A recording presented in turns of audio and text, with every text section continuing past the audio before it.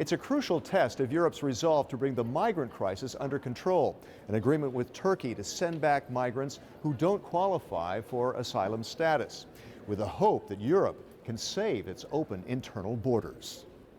At a hearing in the European Parliament, MEPs, the European Commission, and others discussed how to make the plan work.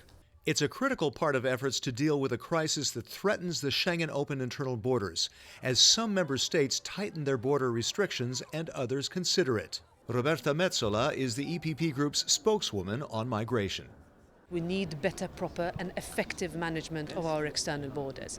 Any credible migration policy and any upholding of the Schengen area that we all love so much needs to be hand in hand with an effective management of our external borders. The agreement with Turkey on readmitting or returning migrants was part of the discussion during the hearing. The European Commission's Matthias Rütte, Director General at the Directorate for Home Affairs, presented his findings.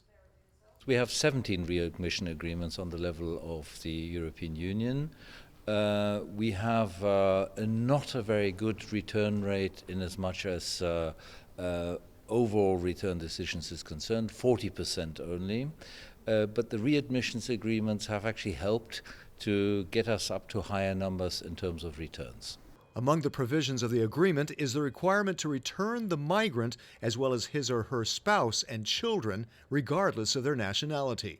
The agreement sets out a so-called accelerated procedure, where people detained in a border region can be processed within 5 working days. The migration policy of the European Union can only be credible if you have effective return. At the moment, the numbers of persons who are rejected asylum applicants returned to their country of origin is way too low. The numbers show us that we are not doing anywhere near enough, and we need to, as a union, engage with third countries and oblige them and impose conditions on them to take back their own nationals. Of course, we also need to consider the list of safe countries. We want common rules as to which countries persons who are rejected asylum applicants can be returned safely to their countries of origin.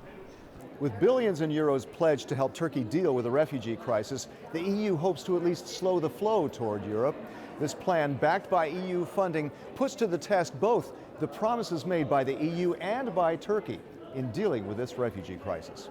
Find out more about the activities of the largest political force in Parliament by checking eppgroup.eu. Thanks for watching, and see you again soon.